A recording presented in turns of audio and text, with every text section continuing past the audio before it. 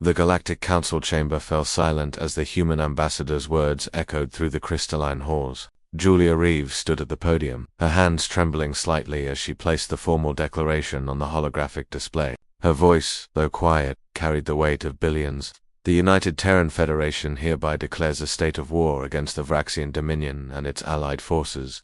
Council members are a towering insectoid from the Clinthia system clicked his mandibles in what passed for laughter among his species. Humans, war. You've been members of this council for barely 3 cycles. You know nothing of galactic conflict. But Oscar Chen, standing beside Julia as the military liaison, didn't share the council's amusement. His jaw was set, his eyes hard as steel. He'd seen what the Varaxians had done to the colony on Proxima Vi. He'd held dying children in his arms as their settlement burned. The memory of their screams still haunted his dreams.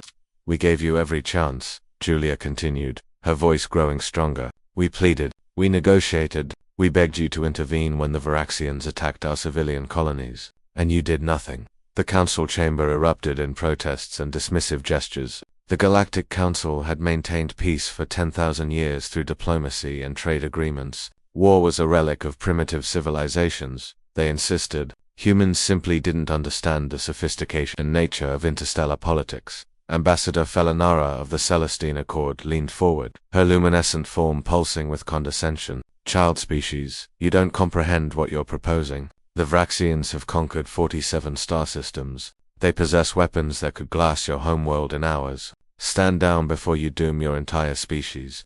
Oscar stepped forward then, his military uniform crisp, despite the long journey to the council station. You call us children, yet you've grown so comfortable in your age that you've forgotten what it means to fight for survival. Our species clawed its way from caves to the stars. We've survived ice ages, plagues, world wars, and nuclear winter. And we learned something that you've forgotten. He paused, his eyes scanning the assembled aliens who had dismissed humanity since their first contact. We learned that there are things worth dying for. Julia activated a holographic display. Images filled the chamber, not of weapons or battle plans, but of faces. Human faces, children playing in the gardens of Proxima Vi, scientists conducting research on New Horizons Station, farmers tending genetically modified crops on Terra Nova, all dead now, all casualties of Vraxian resource acquisition.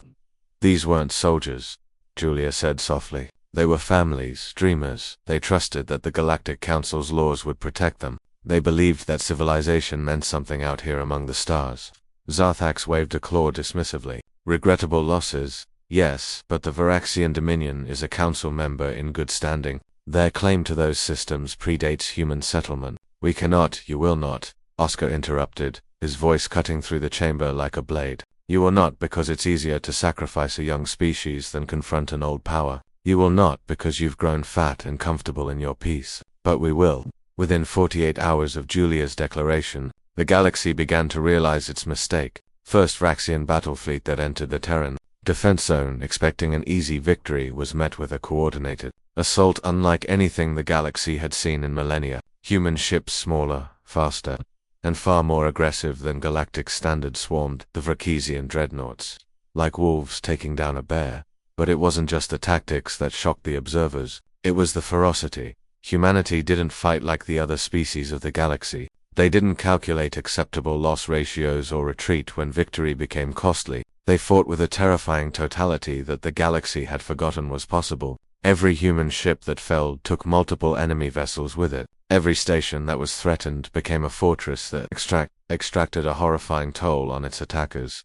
Oscar commanded the defense of New Terra, humanity's second-largest colony. When the Vraxian fleet arrived with enough firepower to reduce the planet to rubble, they expected surrender. Instead, they found a military coordinator who had spent his entire career studying Earth's bloodiest conflicts, from Thermopylae from the Pacific Theater to the Syrian siege. The Battle of New Terra lasted 6 days. The Vraxians lost 700 ships. They retreated. Julia, meanwhile, worked a different front. She traveled from system to system, speaking to species that had also suffered under Vraxian aggression but had never dared to resist. Her message was simple: we're showing you it can be done. Join us or don't, but know that humans will never again bow to those who prey on the weak. 3 months into the war, 12 species had joined humanity's coalition. 6 months in, the number had grown to 40. The Vraxians, who had expanded unchecked for centuries, suddenly found themselves fighting on 100 fronts. The Galactic Council, watching their carefully maintained order crumble, finally called an emergency session. Julia and Oscar returned, this time not as supplicants but as victors. Zarthax looked diminished now, his earlier arrogance replaced with something that might have been fear. The Council is prepared to mediate peace negotiations between... No, Julia said simply. Oscar pulled up tactical displays showing Vraxian positions across the galaxy. We're not stopping until every human colony is liberated, until every species they've oppressed is free, until the Varaxian military capability is reduced to nothing. You'll destabilize the entire galactic order, Philanara protested. Good, Julia replied. Your order was built on the suffering of those too weak to resist. It deserves to fall. The war lasted another year. When it ended, the Varaxian Dominion had been reduced to their home system, their fleets scattered, their territorial claims revoked. 43 formerly oppressed species had their independence. The Galactic Council had been restructured, with strict enforcement mechanisms for protecting civilian populations and humanity. The species that had been dismissed as children now sat among the most respected powers in the galaxy, not because they were the strongest or the oldest, but because they had reminded the galaxy of a truth it had forgotten. Peace without justice is just oppression. Wearing a pleasant mask, and sometimes, the line that should never be crossed is drawn by those brave enough to say enough. Julia and Oscar stood together on the observation deck of the newly christened UTS Remembrance, watching Earth rotate slowly below them. 47,000 humans had died in the war. It was a staggering number, but billions more lived free because of their sacrifice. Do you think we did the right thing? Julia asked quietly. Oscar was silent for a long moment before answering. We did the human thing. We fought for those who couldn't fight for themselves. History will judge whether that was right.